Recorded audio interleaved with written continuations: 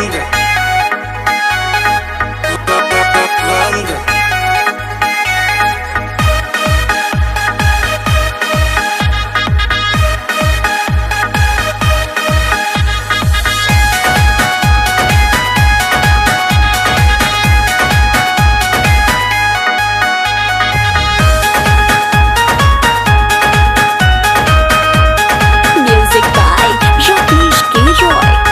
Bed पे आते ही सो जाते हो। रोज का तेरा डोज है, कितना पी पी कर ढिमलाते हो।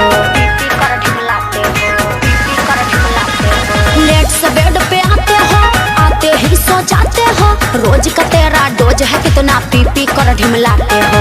दे दूंगी डाइवोर्स या बना रहूंगी तेरे संग, समझे? कल से दारू बंद। झूठा बाबू सोना, कल से दारू बंद। साचो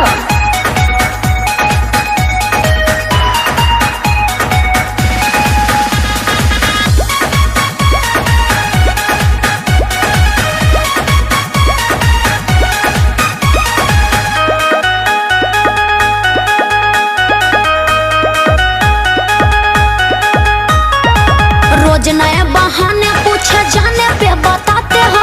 रूठ के जब मैं उठती हूँ मनाने भी न आते हो। बाबू मेरी सोना, तुमसे प्यार बहुत मैं करता हूँ। अच्छा? आँख मुझे दिखलाती हो, बतियाने से मैं डरता हूँ। ओहो, ऐसे क्यों करते हो? रोज नए बहाने पूछे जाने पे बताते हो। रूठ के जब मैं उठती हूँ मनाने भी न आते हो। बाबू मेरी सोना, तुमसे प्यार बहुत मैं करता हूँ। आँख मुझे दिखलाती हो, बतियाने से मैं डरता हूँ। बनते हो दबंग, मुझे करते हो केवल तंग। ऐसे क्यों करते हो? कल से दारू बंद। क्या? बाबू सोना, कल से दारू बंद। साचो चल झूठा।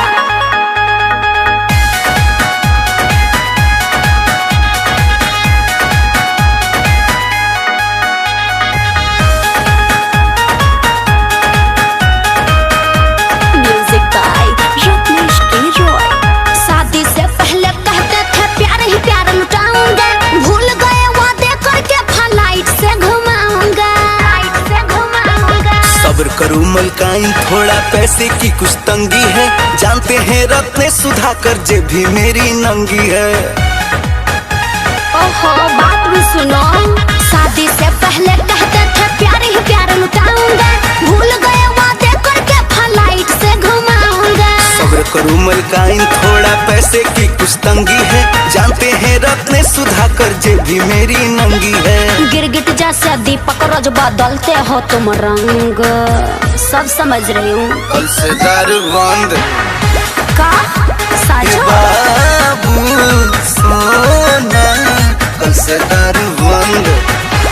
चल झूठा, हमेशा ऐसे ही फुसलाते हो।